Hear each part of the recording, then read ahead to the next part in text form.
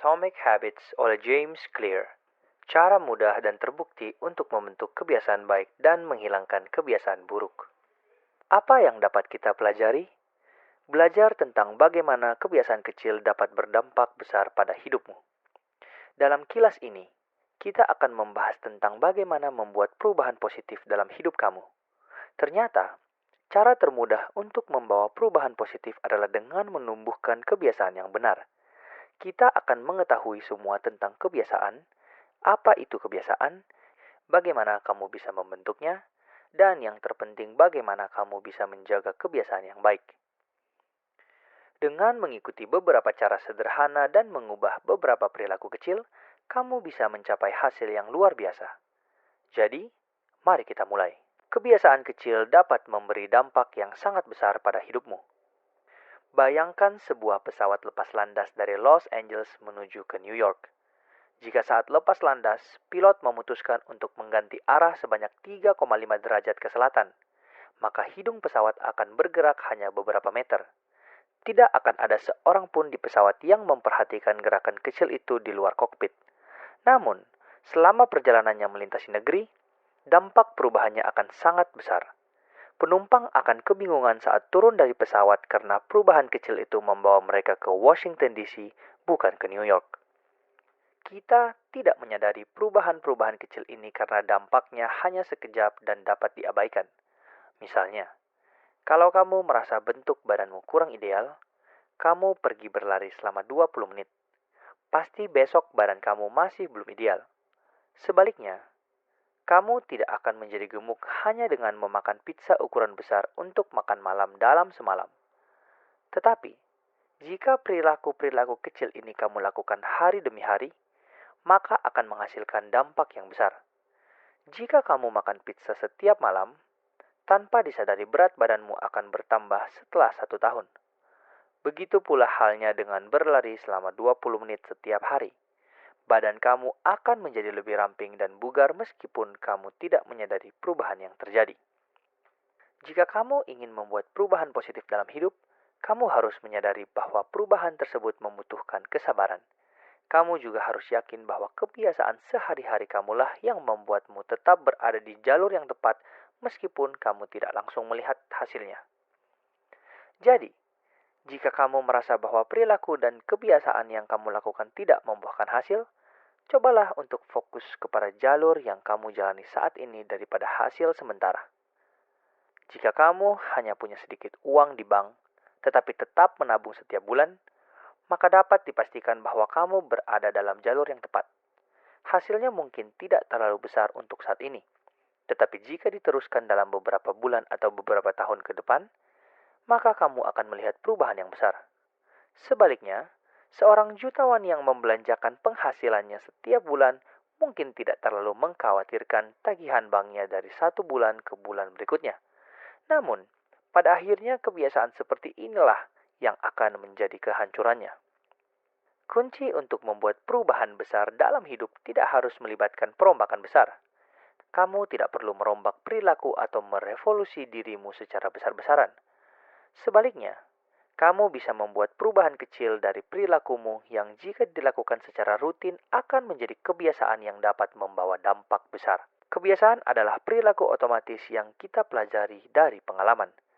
Ketika masuk ke ruangan gelap, kita cenderung tidak memikirkan hal lain selain mencoba mencari saklar untuk mendapatkan cahaya. Hal ini merupakan kebiasaan atau perilaku yang telah diulangi berkali-kali sehingga terjadi secara naluriah dan otomatis.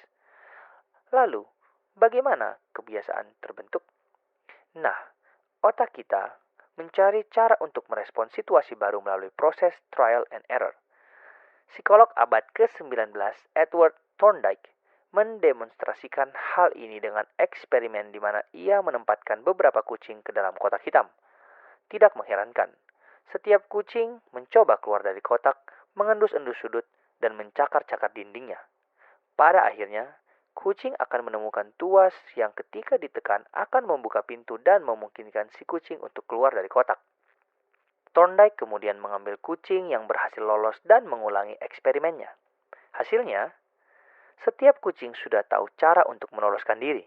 Kucing-kucing itu langsung menuju tuas tanpa harus berebut lagi. Setelah 20 atau 30 kali mencoba, rata-rata kucing dapat melarikan diri hanya dalam 6 detik.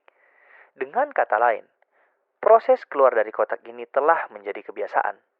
Dalam percobaannya, Thorndike telah menemukan bahwa perilaku yang berkonsekuensi memuaskan, yaitu dalam kasus ini adalah memperoleh kebebasan si kucing, akan cenderung diulang sampai hal tersebut menjadi otomatis atau naluriah.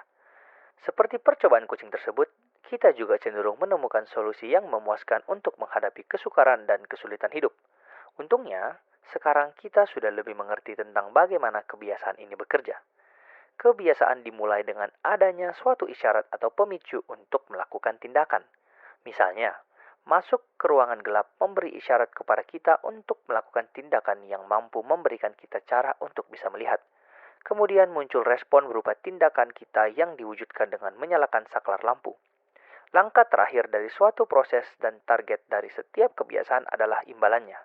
Di contoh ini, perasaan lega dan nyamanlah yang muncul sebagai imbalannya karena kamu dapat keluar dari kegelapan dan melihat sekelilingmu. Setiap kebiasaan mengikuti proses yang sama. Apakah kamu biasa minum kopi setiap pagi? Jika iya, maka bangun pagi adalah isyarat yang memicu keinginanmu untuk minum kopi. Tanggapanmu dari isyarat tersebut adalah dengan bangun dari tempat tidur dan membuat secangkir kopi. Hasil yang didapat yaitu kamu merasa segar dan siap menghadapi dunia. Namun, tentu saja, tidak semua kebiasaan itu baik untuk kita. Nah, setelah kita memahami cara kerja kebiasaan, mari kita lihat cara membangun kebiasaan positif yang dapat meningkatkan hidup kita. Membangun kebiasaan baru membutuhkan pemicu atau isyarat yang kuat serta rencana tindakan. Kita semua memiliki isyarat yang memicu kebiasaan tertentu. Misalnya seperti dering handphone yang mengisyaratkanmu untuk memeriksa pesan. Ketika kamu memahami bahwa rangsangan tertentu dapat mendorong sebuah perilaku, kamu dapat menggunakan pengetahuan ini untuk mengubah kebiasaanmu. Bagaimana caranya? Nah, salah satu caranya adalah dengan mengubah sekeliling dan lingkungan di sekitarmu untuk mendorong kebiasaan yang lebih baik. Mari kita ambil contoh pada pekerjaan seorang dokter, Anne Thorndike, yang berdomisili di Boston. Ia ingin meningkatkan kebiasaan diet pasiennya tanpa mengharuskan mereka untuk membuat perencanaan diet. Lalu bagaimana ia melakukannya? Ia mengatur ulang kantin rumah sakit.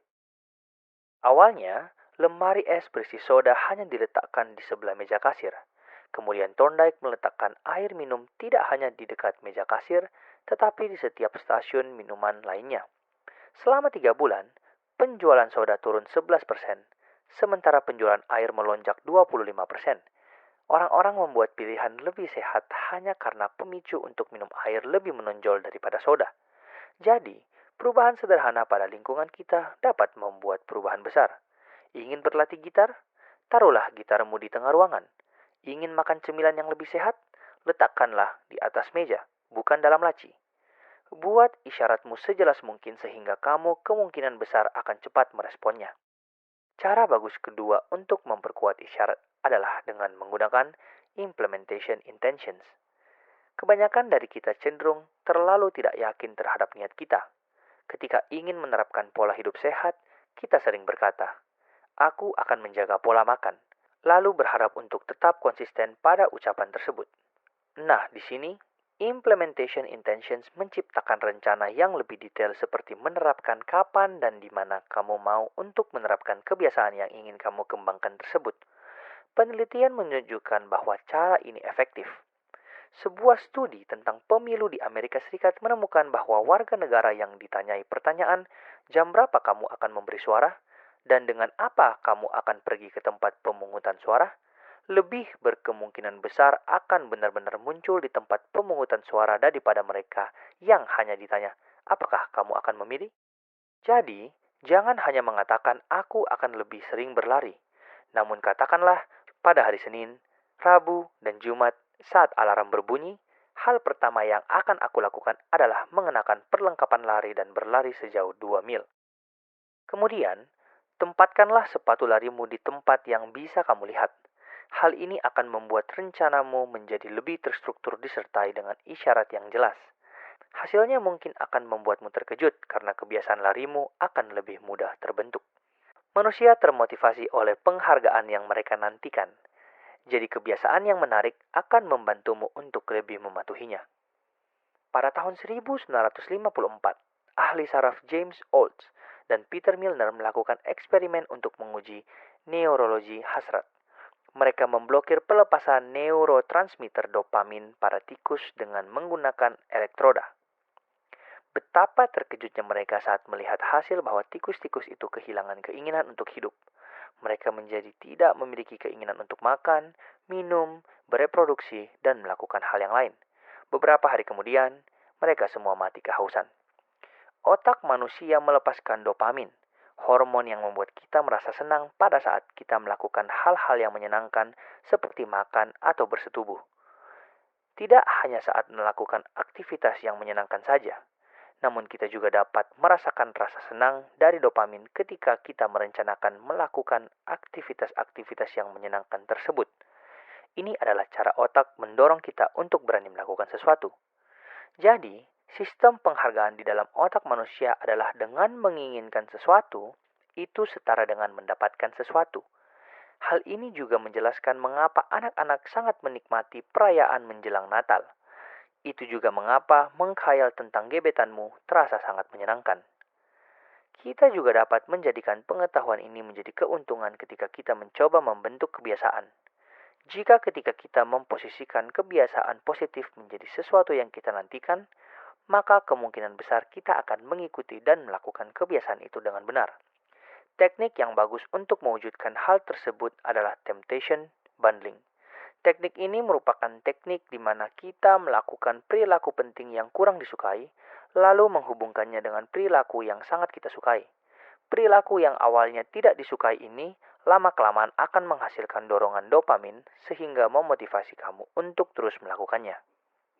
Ronan Byrne, seorang mahasiswa teknik di Irlandia, tahu bahwa ia harus lebih banyak berolahraga, tetapi ia tidak suka berolahraga.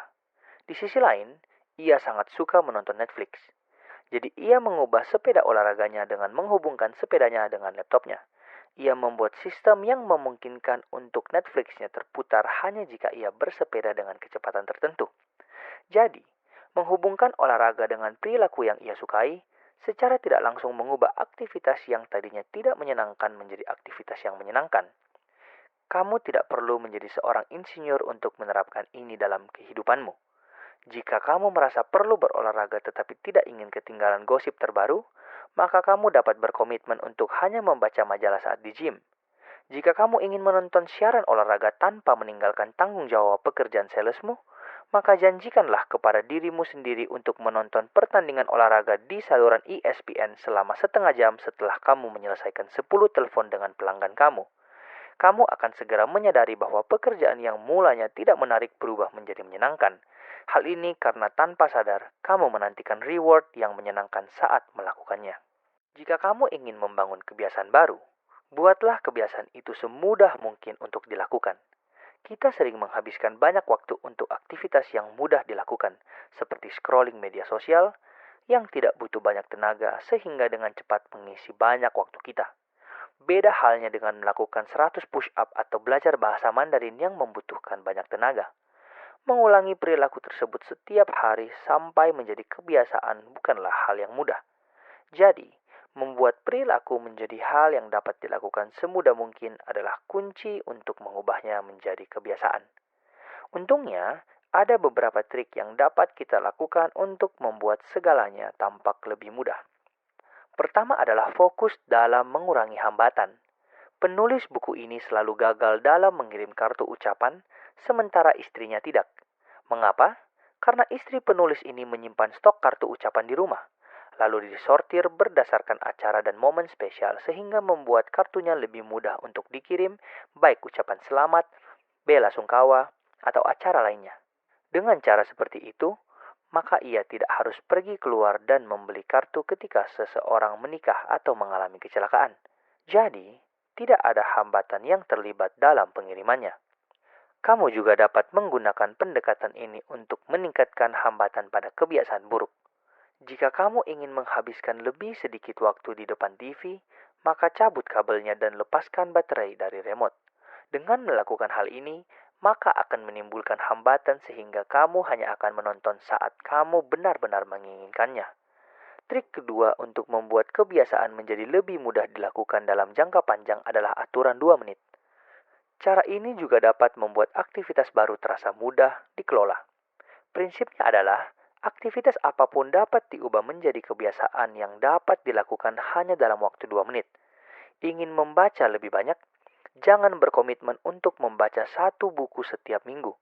Namun biasakanlah membaca 2 halaman per malam sebagai gantinya. Ingin bisa melakukan lari maraton?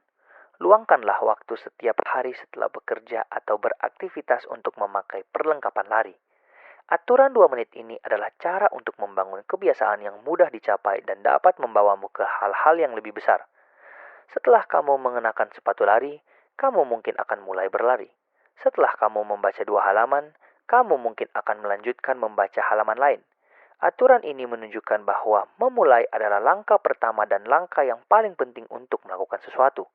Sekarang, mari kita lihat aturan yang terakhir di mana kebiasaan dapat meningkatkan kehidupanmu. Membuat kebiasaan menjadi hal yang langsung memuaskan sangatlah penting untuk perubahan perilaku yang efektif. Pada tahun 1990-an, peneliti kesehatan masyarakat Stephen Luby ditugaskan untuk bekerja di lingkungan Karachi, Pakistan. Dari penelitian kesehatannya, diperoleh penurunan sebanyak 52% diare pada anak-anak setempat. Tingkat pneumonia juga mengalami penurunan hingga 48% dan infeksi kulit turun 35%. Rahasianya, sabun yang berkualitas. Luby tahu bahwa cuci tangan dan sanitasi dasar merupakan hal yang sangat penting untuk mengurangi penyakit. Penduduk setempat juga memahami hal ini, hanya saja mereka tidak mengubah pengetahuan mereka menjadi kebiasaan. Semua berubah ketika Luby bekerja dengan Procter and Gamble dan memperkenalkan sabun premium ke lingkungan di sana secara gratis. Hanya dalam waktu singkat, kebiasaan mencuci tangan menjadi hal yang memuaskan. Sabun yang mudah berbusa dan berbau harum membuat semua orang suka mencuci tangan dan menganggap aktivitas ini sebagai kegiatan yang menyenangkan. Aturan terakhir dan yang paling penting untuk perubahan perilaku adalah membuat suatu kebiasaan menjadi hal yang memuaskan. Namun, aturan ini juga tidak mudah dilakukan karena alasan evolusi. Saat ini kita hidup di dalam apa yang para peneliti sebut dengan delayed return environment atau lingkungan imbalan yang tertunda. Kamu pergi ke kantor hari ini, tetapi gajimu dibayarkan pada akhir bulan. Kamu pergi ke gym di pagi hari, tetapi berat badanmu tetap tidak turun dalam semalam. Otak kita sudah terbiasa dengan lingkungan yang langsung memberikan imbalan. Kita tidak memikirkan hasil jangka panjang seperti menabung untuk pensiun atau berkomitmen untuk program diet. Imbalan yang dapat dirasakan langsung ini contohnya seperti mencari makan ketika lapar, mencari rumah untuk tinggal, atau bersiap siaga untuk melarikan diri saat bertemu hewan buas. Imbalan langsung ini juga dapat mendorong kebiasaan buruk. Merokok dapat menyebabkan kanker paru-paru dalam 20 tahun. Tetapi pada saat ini, rokok dapat mengurangi stres dan karenanya membuat pengguna kecanduan nikotin. Mengabaikan efek jangka pendek sama saja dengan mengabaikan efek jangka panjang dan hasilnya adalah orang terus-menerus merokok. Jadi, kalau kamu ingin melakukan kebiasaan dengan efek atau hasil yang dapat dirasakan di kemudian hari, cobalah untuk membuatnya memberi kepuasan langsung. Contoh lainnya, terdapat sepasang kekasih yang ingin makan lebih sedikit, memasak lebih sering, menjadi lebih sehat, dan menghemat uang. Untuk melakukannya, mereka membuka rekening tabungan yang dinamai perjalanan ke Eropa. Dan setiap kali mereka menghindari makan di luar, maka mereka akan mengalihkan uangnya sebesar 50 US dollar untuk tabungan. Hal ini akan memberikan kepuasan jangka pendek, melihat rekening mereka bertambah 50 US dollar. Hal ini juga memberikan kepuasan langsung yang mereka butuhkan untuk menjaga mereka tetap pada jalur yang tepat dan mendapat imbalan pergi ke Eropa di kemudian hari. Tidak peduli seberapa menyenangkan dan memuaskannya kebiasaan yang kita buat, kita masih berkemungkinan untuk gagal mempertahankannya. Jadi, mari kita lihat bagaimana kita dapat tetap berpegang pada tujuan kita. Buatlah kerangka kerja untuk menjaga kebiasaanmu tetap pada jalur, serta gunakanlah trackers dan kontrak. Baik kamu mencoba menulis jurnal atau berhenti merokok, mengatur perilaku sendiri dapat menjadi hal yang sulit. Untungnya, Ada beberapa tindakan sederhana yang dapat dilakukan untuk mengatasinya. Habit tracking adalah teknik yang sederhana namun efektif. Banyak orang yang memilih untuk mencatat kebiasaan mereka. Salah satu contohnya adalah Bapak pendiri Amerika Serikat yaitu Benjamin Franklin. Sejak usia 20, Franklin menyiapkan buku catatan di mana ia mencatat kepatuhannya terhadap 13 kebajikan pribadi yang bertujuan untuk menghindari percakapan yang tidak penting serta selalu melakukan sesuatu yang bermanfaat. Ia mencatat keberhasilannya setiap malam. Kamu juga dapat mengembangkan kebiasaan habit tracker dengan menggunakan kalender atau buku harian sederhana dan membuat to-do list versimu sendiri. Habit tracking sendiri adalah kebiasaan yang menarik dan memuaskan. Cara ini sangat efektif untuk memantau aktivitas kamu. Harapan dan tindakan untuk menyelesaikan apa yang ada di to-do list kamu akan terasa manfaatnya dan membuat kamu tetap termotivasi. Teknik kedua adalah habit contract di mana berisi konsekuensi negatif jika kamu gagal untuk berada di jalur yang tepat. Brian Harris, seorang pengusaha dari Nashville, menjalankan habit kontraknya dengan sangat serius. Dalam kontrak yang ditandatangani olehnya, istri, dan pelatih pribadinya, ia berkomitmen untuk menurunkan berat badannya hingga 90 kilo. Ia mengidentifikasi semua tindakan spesifik yang akan membantunya untuk mencapai tujuan ini, termasuk mengatur asupan makannya setiap hari dan menimbang berat badannya setiap minggu. Kemudian, ia menetapkan hukuman apabila ia tidak menjalankan komitmennya tersebut. Jika ia gagal menjaga asupan makanannya, maka ia harus membayar 100 US dollar kepada pelatihnya. Jika ia melewatkan penimbangan berat badan setiap minggu, maka ia akan berhutang 500 US dollar kepada istrinya. Strategi ini ternyata berhasil sebab tidak hanya didorong oleh ketakutan akan kehilangan uang, tetapi juga oleh perasaan malu di depan dua orang yang berarti baginya. Manusia adalah makhluk sosial. Tidak dapat dipungkiri bahwa kita peduli dengan pendapat orang-orang di sekitar kita. Jadi, hanya dengan mengetahui bahwa kita sedang dipantau oleh seseorang dapat menjadi motivasi yang kuat untuk kita bisa sukses. Jadi, mengapa tidak membuat habit kontrakmu sendiri? Bahkan jika kontrak yang dibuat tidak sedetail Harris, kamu bisa mempertimbangkan membuat komitmen dengan orang-orang terdekatmu seperti pasangan, sahabat, atau salah satu rekan kerja. Jika kamu menyetujui serangkaian konsekuensi yang akan terjadi, kemungkinan besar kamu akan tetap konsisten pada kebiasaanmu. Seperti apa yang telah kita lihat, berpegang teguh pada kebiasaan positif, seberapapun kecilnya, adalah cara yang pasti untuk mencapai hal-hal yang besar dalam hidup ini. Ringkasan akhir, pesan utama dalam kilas ini. Perubahan kecil dalam perilakumu tidak akan mengubah hidupmu dalam semalam. Namun, mengubah perilaku itu menjadi kebiasaan yang kamu lakukan setiap hari akan menyebabkan perubahan besar. Mengubah hidup bukan tentang membuat terobosan besar atau merombak seluruh hidup kamu. Sebaliknya, mengubah hidup itu tentang membangun sistem kebiasaan positif yang jika digabungkan akan memberikan hasil yang luar biasa.